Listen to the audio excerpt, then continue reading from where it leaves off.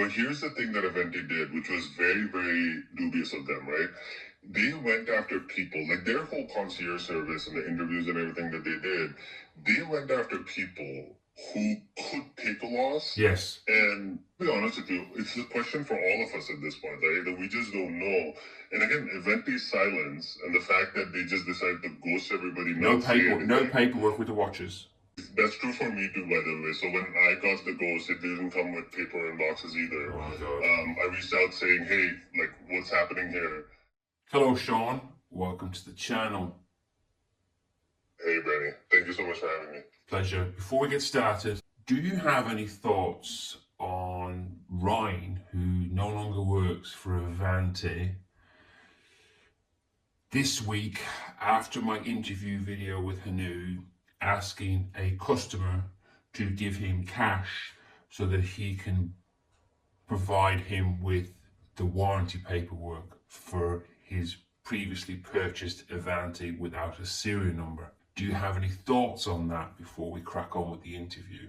It doesn't make any sense why Ryan at this point would do anything like that, especially after the fact that a lot of these things have now started coming out. Not knowing what the background is of what his interactions has been with Ryan, just at the face of it, it looks like straight up fraud, right? Like, yeah, you don't work for the company, you're promising paper for a while.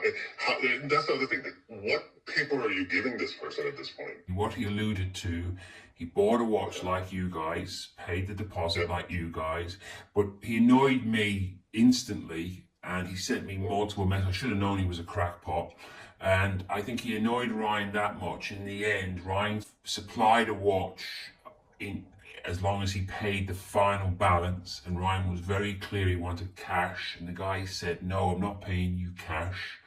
He alluded that Ryan sent a guy with the watch, which was a display piece with no serial number on it, from Mexico, and they met up and he gave him $2,000 in cash and then the balance of what he owed for the original watch and naked. And then later on, Ryan supplied him with a box because the guy is very persistent. You should have seen the amount of text messages he sent me. And now they're at the stage where Ryan is asking him to go halves on the paperwork, and the paperwork's coming from Singapore. You know, what the hell is going on at Aventi? But back to you. Do you want to share your story with the audience? Yeah, absolutely. I ran into Aventi for the first time. Actually, it was Kevin O'Leary who was doing an interview on one of the news channels in the US. I believe it was CNBC. That video is still live on YouTube, where he was wearing the watch, and then the interviewer asked, like, hey, what is this watch? And he talked about Aventi being a company. I sort of started looking into the company itself, and the watches looked interesting, right? At that point, I think they were just coming out of the Kickstarter campaign, and they just started releasing some of their Chinese movement watches. So that was the first time I kind of heard about them, and then I decided to get in touch with them. I ordered... the first one that I ordered was the all sapphire, the producer Michael SC, forget the actual, the SKU name, but that's a watch that I ordered. And that was about like $600, I think it was like $6,000 or something to that effect. So I bought that watch, and then, it took a little bit of time for the watch to get delivered. And, to be honest, I have a Rolex, another Audemars Piguet, and a couple of these other watches. Never had a full body sapphire watch. So when it came to me, it was great. It looked amazing in person. And that's why it's hard for, when you're hearing all of this criticism about the design of the watch, I will say, in person, the watches actually look really good, and it's pretty, decently made. So that was the first piece that I got. And then I was really impressed by, again, full sapphire body, just looked amazing. So that was the first watch that I got, and then the next one that I ordered was the Emerald, the A11 Emerald, I believe. So that's the second watch that I ordered from them. That was the first time, again, the first watch, it came relatively, quickly. It didn't take much longer than when it was allocated. I think it was probably like a week or two delayed. The second watch, which was the Emerald, that took a while. I placed the order. In fact, I placed an order for another piece, which was a family-only case, what they called. That didn't end up getting delivered, and then they got back to me saying, hey, listen, like, we're not able to give you that anymore. Would you want a refund or the Emerald? And at that point, I was like, all right, let me try out the Emerald, see how that goes. So that's the second watch that I got from them. It took a little bit of time. It was delayed. And the allocation was maybe June, July, something like that. It ended up coming in like the November, December time frame. Great looking watch. I was very impressed by them.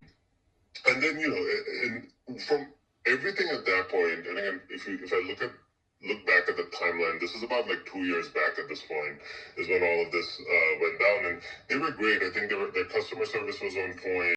You know, if there's any issues, they were happy to kind of send me straps, like take care of everything. So they were great. And then, you know, they announced their Swiss movement watches. And that's when I ended up ordering the Ghost, the Thymine. I ordered that from them. Again, same thing with the allocation and delivery time frame. The allocation date was given to me, maybe it was like the February or March of last year, in fact.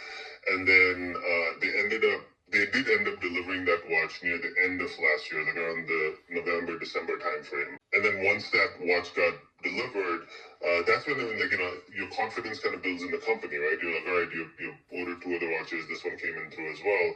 And that's when I placed the order for the Wrath. You know, at that point, put the deposit down.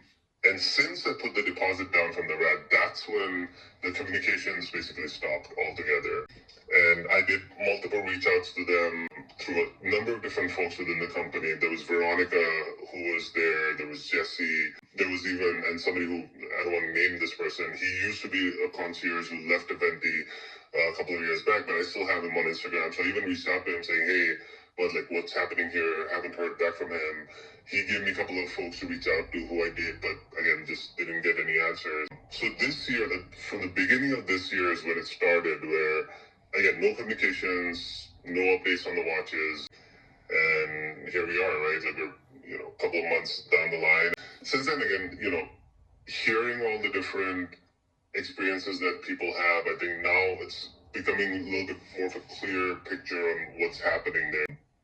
So that's been my experience with them. Again, you know, it started off pretty good, and in my conversations with them, it did sound genuine. Like, they did want to do the right thing. They had some good ideas on what they wanted to do with watches. But I feel like at some point, something went wrong. And that's where just bad business decisions were made, right?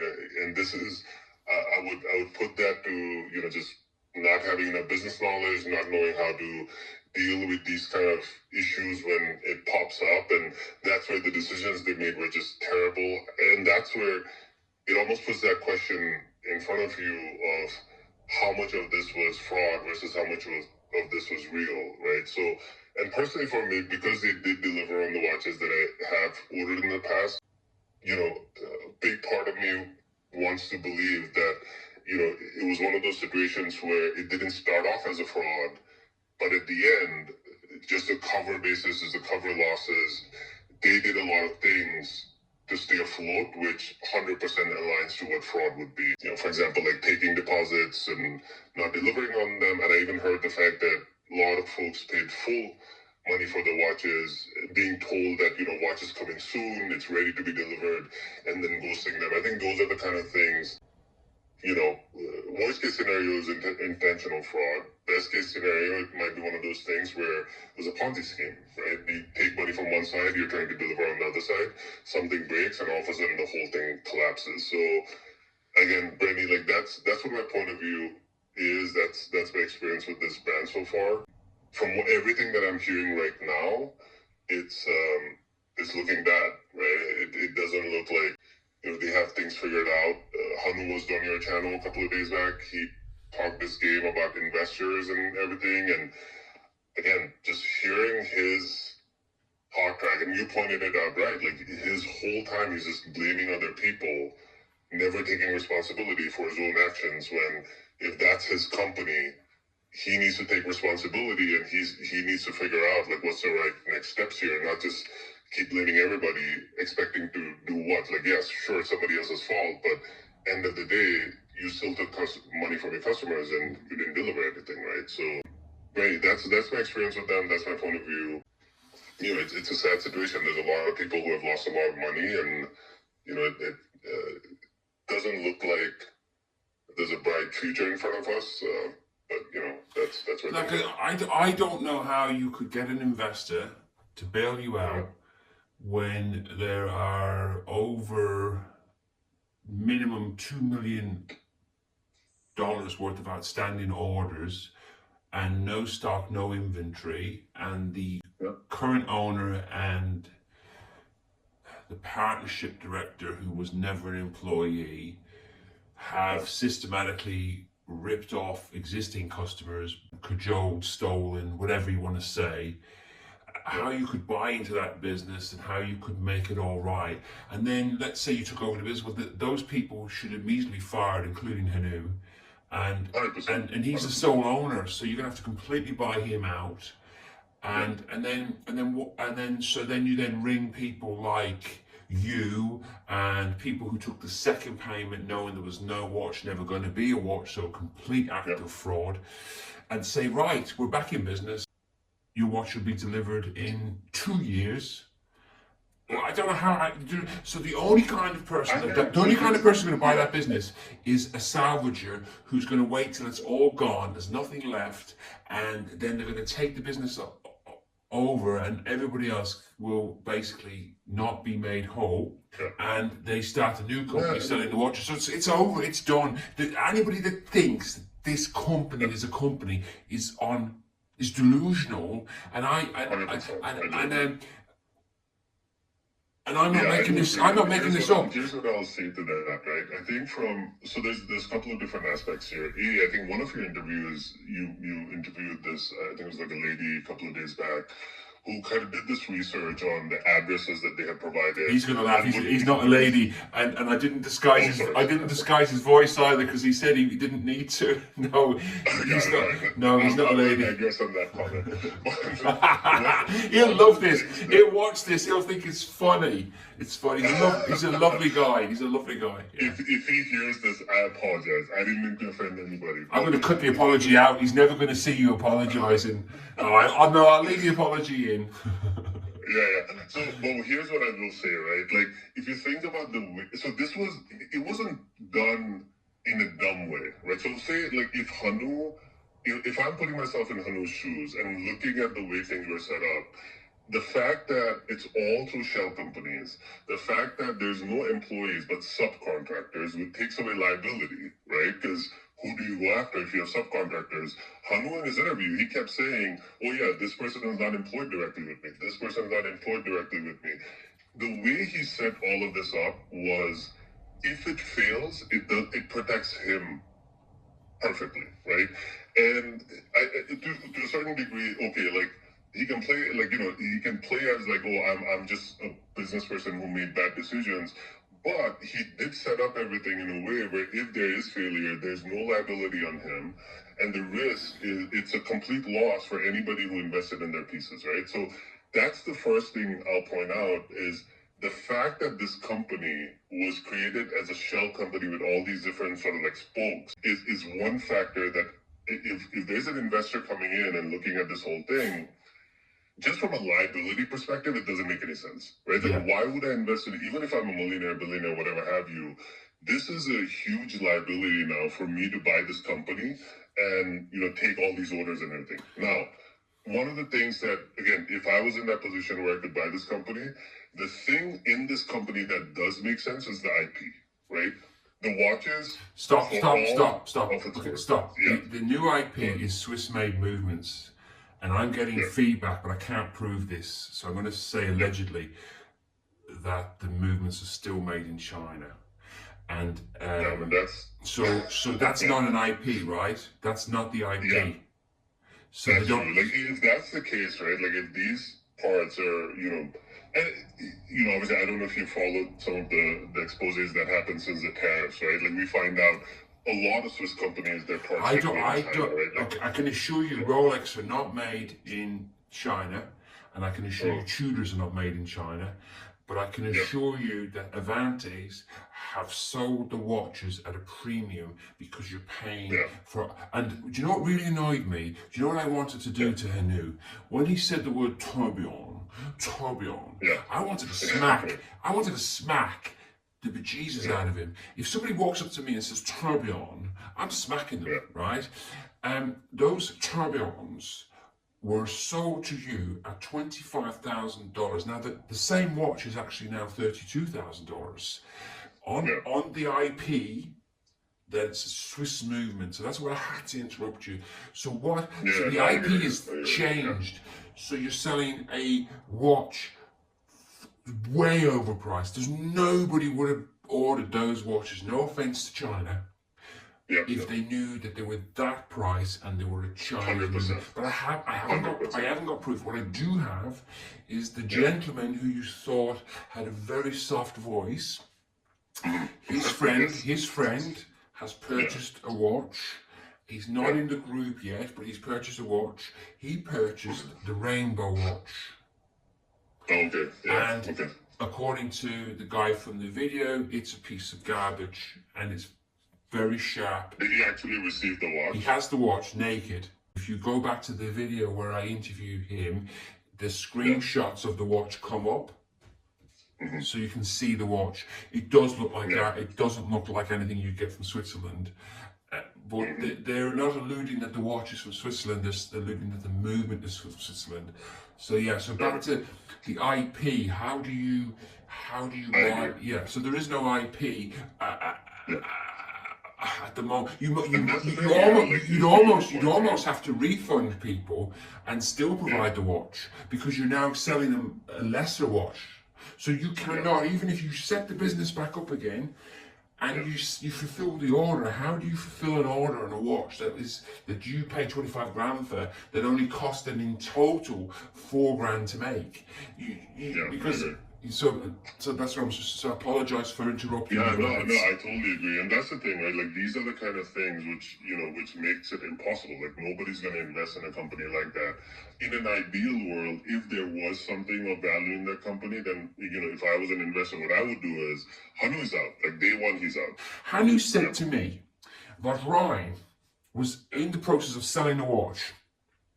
And before he ran off, and when I told Hanu he's already sold the watch, he was very annoyed. And when I said to him, "But Hanu, you owe one of my subscribers and victims $88,000, and you were selling a watch last week, which is in July. Let's just give him the benefit of July of 2025, knowingly through Ryan." Why wouldn't you provide him with the watch? And he was, no, it's a different watch, completely different watch. Different watch.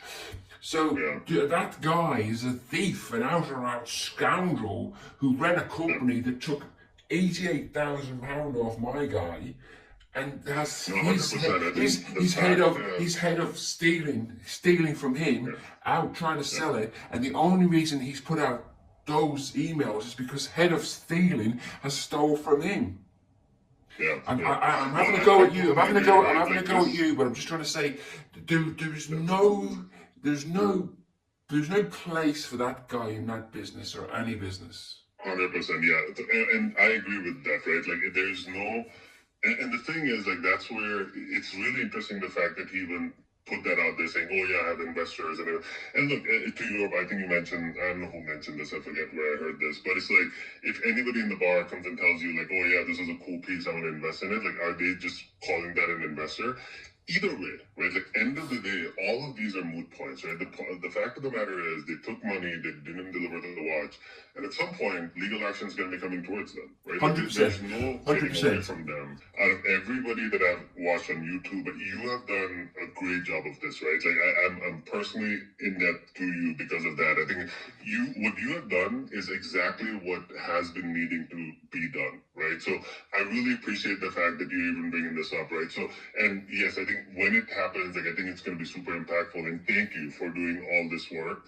By the way, one of the things that you sort of reminded me as you were saying about the movements in China and everything, right? I actually remember this very clearly because this was a point of consideration even for me when they talked about the whole, like, Swiss movement and everything. I don't know if you've watched this yet. Swiss Watch Gang, that guy did a video where he talks about the ghost, all right, like the Aventi ghost. And in that video, if you watch it, I forget what time and everything it is.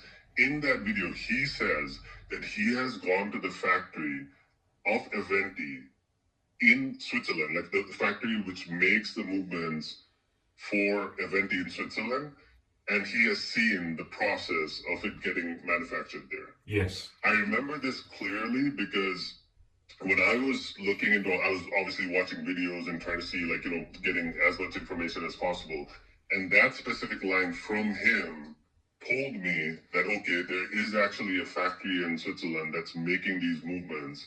So if you haven't watched that video, by the way, I would encourage you to go there. Yeah. And actually, there's a clip there where he specifically talks about. I remember that. I remember that. Into the factory. Yes, yeah. I've suffered all his videos, and I've been abused by him, and I've been threatened by him.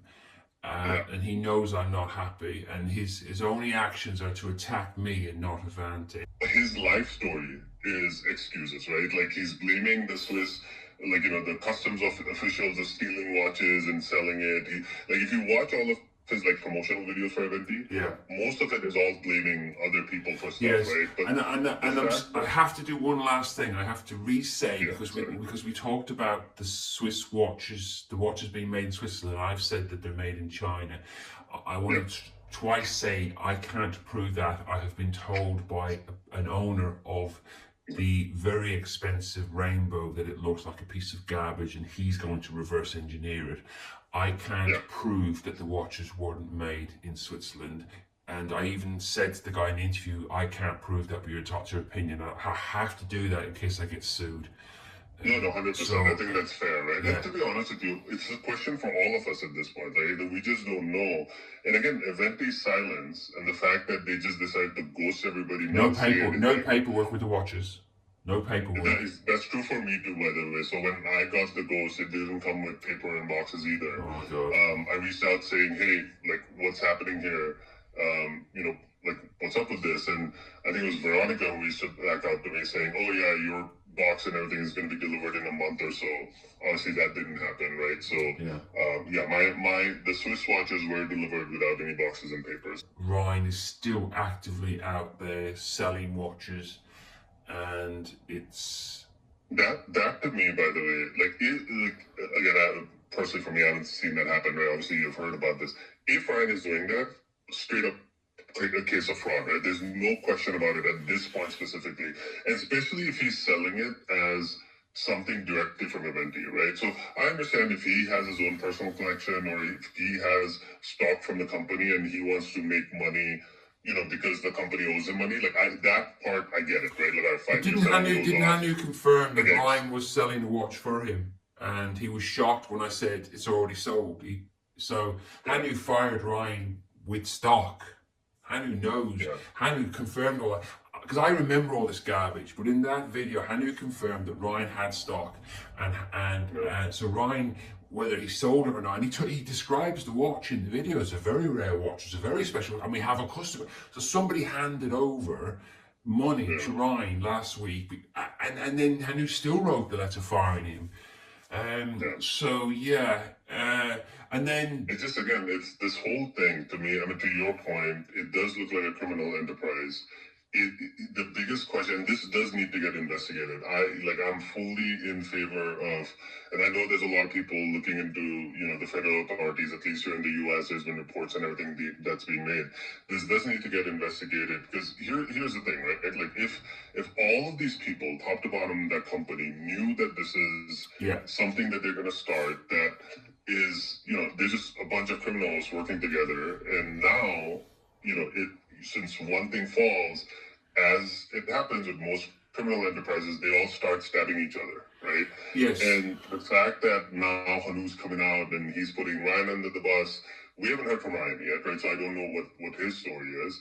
But the fact that all of this is happening and Hanu on an ongoing basis just keeps blaming other people, never taking ownership of any of these things, it just sounds like a mob boss who's just trying to silence everybody. What CEO of a startup has no money, cash, because he's burning cash, that he has to send an ex-employee to his mummy and daddy's house to take goods to then sell it for cash.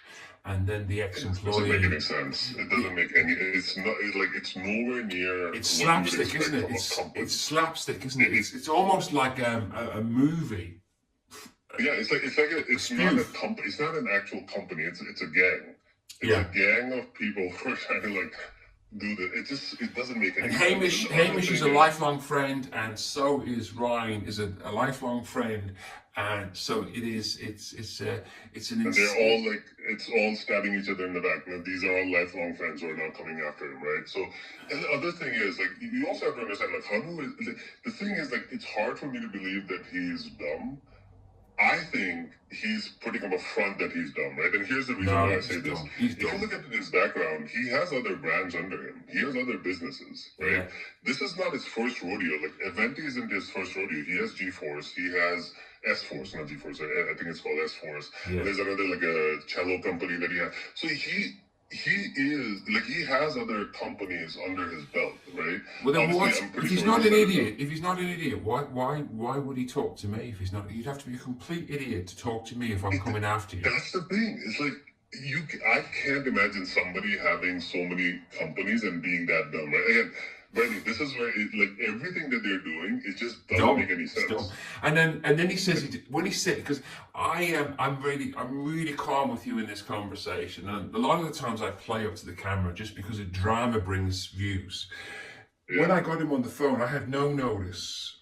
He started to comment on the Ryan video, and he said, he said, reach out to me. I said, I'm on Instagram, and then 45 minutes later, he wants to talk to me. And then he started talking, and I thought, right, play dumb as long as you can. Don't go after him yet. Don't hit him yet. What an absolute idiot. And anybody that watches that video, and thinks there's any hope for that company, is just... The thing is, you also have to understand, with some criminals, right, it's one of those things where they get away with so many times that at some point they start believing that everybody's going to believe everything, right? And I think, look, there are two possibilities. Either he's a dumbass, which is fine, right? He's a dumbass, this is what he does. I'm nodding on camera. I'm nodding on here. Yeah. Yeah, and it's one of those things where if he's not a dumbass, right, and he's trying to play smart, that's where, him putting a front on there might be all right, I have done this across so many people, I have convinced so many people, here's another guy, right, and I'm going to do the same thing here. That might have been his mindset, because, again, it's hard for me to believe that somebody of his age and having so many companies behind him is dumb at this point. He's survived so far, right? Yeah. And it just, that's the thing that, again, it blows my mind. But again, look, these are and the thing that I don't think they understand, right?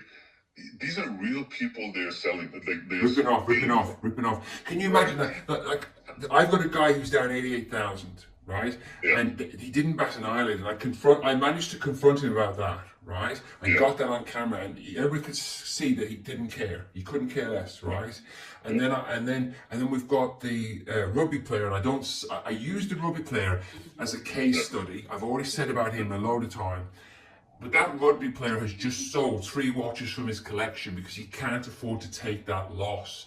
So we're talking about real people with real losses. This guy's lost. But here's the thing that... And he couldn't care less. But here's the thing that Aventi did, which was very, very dubious of them, right?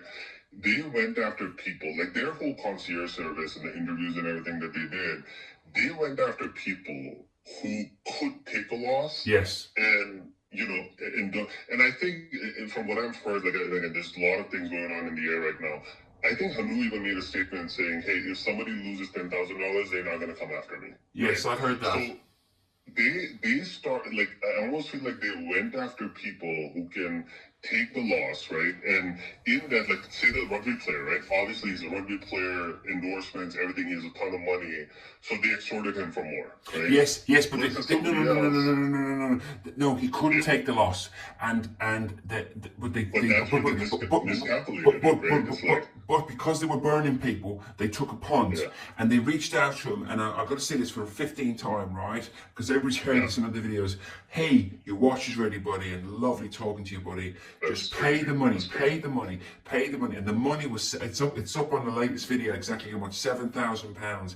And your watch is oh, you're going to love. And they, because they're burning everybody. They weren't supposed to touch him because he couldn't afford to take that loss. He couldn't. But that's the thing. It's like, it's so crazy to me, right? Like, they did this, and like $80,000, $15,000, and you add up all of this money, right? And you mentioned, I think, like 147 clients or something like that. I can't confirm that. This is where this becomes a criminal activity, right? And only I can confirm is, I can't confirm the number because the person who was giving me the information could not be a credible source. However, I said 2 million to Hanu. He didn't bat an eyelid. I asked Hanu how many watches are outstanding. He wouldn't answer the question. He said that's not relevant. I asked when he said I've spent my own personal money. I've given refunds. I said, well, who have you given refunds? He said he could provide me evidence of that. I haven't got any evidence of one refund. So, but he never batted an eyelid. And then when I said to him, I think it's more like 5 million again, he never batted an eyelid. I can assure you, if you accused me of stealing £100,000 from people, and I knew it wasn't 100, I knew it was only 10,000, I would be straight in there. No, it's not anywhere near that. This guy never argued with my 2.1 million minimum estimation. Our own group, I've stopped counting at 300,000. Our personal group that we're in is 300,000 confirmed out. And remember, there's a ton of, they did marketing and everything, and I know not only like internationally in places like Dubai and everything, they have had conversations with folks across the board, right? Yes. And, the folks that you're getting in touch with obviously are more active on YouTube and everything, and your videos are reaching them. But I'm so sure, right? Like the number is way higher. And the thing that what I failed to understand in all of this, right? Like, they're not. It's not one of those things like when you go after a certain, a certain kind of like category of people, right, who can't afford to lose 10,000. When they get pissed off, they are going to come after you. Yes. This is not the group of people who are going to be like, okay, you know what, 10,000. Like, yeah, sure, a lot of folks who took that loss can eat it, right? Like, you'll have to figure it out. Again, like the rugby thing, you have to sell some watches. Like, it's not like they're going to come to the streets, but it's enough for them to get pissed off. And this layer of people that you're talking about, if, at the right moment, they are going to take action, right? So to me, it doesn't make any sense. Like, what was their getaway plan in all of this, right? Like, they went after people who were, I wouldn't even call them most influential. Let's just call it semi-influential, right? And you're trying to extort money out of them. You got all this money. You didn't deliver anything. You took this to this whole process, right? And even now, there hasn't been anything rigid. There has been no communication that, like, takes any ownership of any of these things. Like, did you expect to just walk away from this and nothing happened to you? Like, that's not going to happen. Right, so it just blows my mind that, to your point, maybe they are that dumb, right? Like they are. There is another observation. I'm nobody. I wish I had a bigger channel. Yeah. They didn't expect somebody like me to come after them, and no, it's great. It's not great because I'm only reaching. I've only reached maybe 10,000 people so far. That's all I've reached, and they weren't expecting anybody to come after them because nobody cares about other people's problems. So I think I've saved people like you getting the second call to that your watch is ready, pay the balance. I think 100%. I must have saved at least 10 people by now, and I think 100%. I've exposed it too soon, but they weren't expecting that, so they were expecting to fold the business because nobody was going to string it all together and expose what was going on. The last thing they wanted was me. Because if you watch just some of the videos, I've laid it all out. You'd have to be an idiot if you watched the last 3 videos. in black and white if they watch this video. So they weren't expecting somebody like me to do what I do, because nobody cares. Producer Michael's not going to come back on camera and issue a public statement. It's such a disappointment. All these YouTubers, by the way, right? Like every YouTuber who has shilled this company in the past, if there was an ounce of dignity, ounce of integrity that any of these people would have had, there would have been at least one statement coming out at this point saying, hey, be aware of this company, right? Yes. Not a single one has done that. And again, at this point, right, and I really hope, like, I know your reach is 10K at this point, I really hope it expands somehow to a place where this becomes industry knowledge, because these YouTubers, right, like, they need to be held accountable, and if nothing else, right, even for their own personal conscience, it blows my mind that none of them can even gather the courage to just come out and say, we messed up, this is not a company that we should have shilled, now we are telling you, be aware of this company and stay away from them, right? As simple as that. Yeah. But remember, Swiss Watch Gang said to me, you're using my content, you know about copyright strikes, and this was 5 years ago. How can I be responsible for something I said 5 years ago and took money for 5 years ago? And then content on the internet stays forever. And then my thing was, take the bloody video down. Take all your videos down promoting this company. It blows my mind, right? Like, all of their videos are still live, and like, videos on the internet never goes away. It doesn't matter if it happens 5 years ago or 10 years ago, right? Like, those videos are still there, and people who search for them still see that endorsement from 5 years back and think, oh, you know what? Swiss Watch Gang, producer Michael, Kevin O'Leary, they talk about these watches, and they're obviously, like, they're not, their assumption is that the reason why they're rich is because they're smart and they're not going to make bad decisions on their own.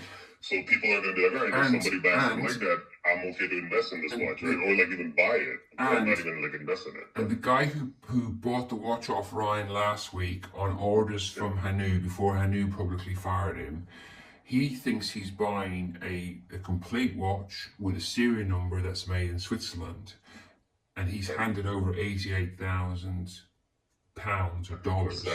It's crazy. Because he hasn't seen my videos. If he goes on and taps in, doesn't put fraud, and he taps in Aventi, producer Michael's video comes up, Swiss Watch Gang's video comes up.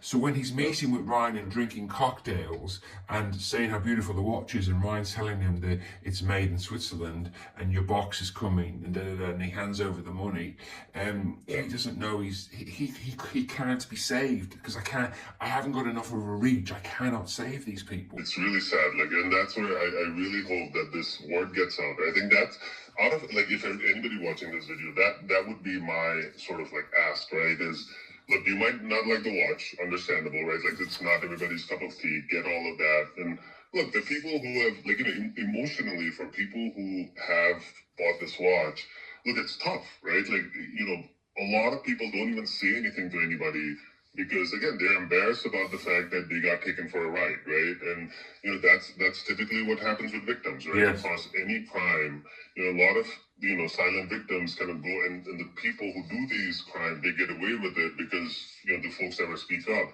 So the one thing that I'll put out there for anybody who's watching this, share this video, share it with friends, share it wherever you can, because this word needs to get out, right? It's not even, like, you're saving another person's livelihood, the money that they're making by doing that share. So this is something that I would highly recommend everybody to do, watch this.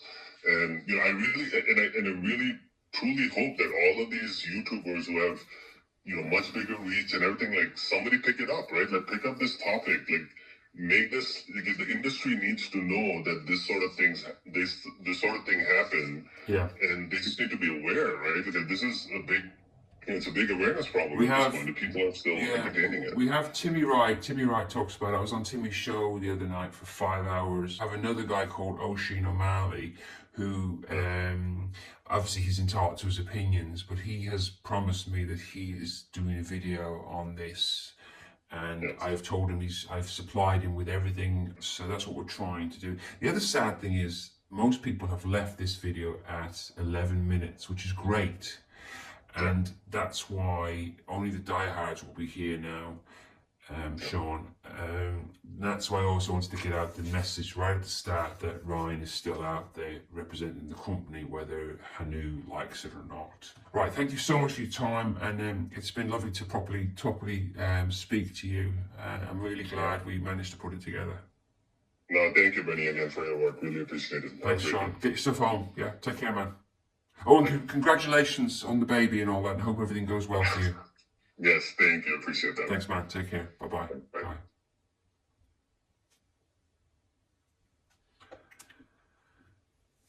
I don't normally sum up my videos. It's late at night and my baby boy is here. Let me go and get my baby boy for you. Come here, Oscar. Come here, darling. Come here.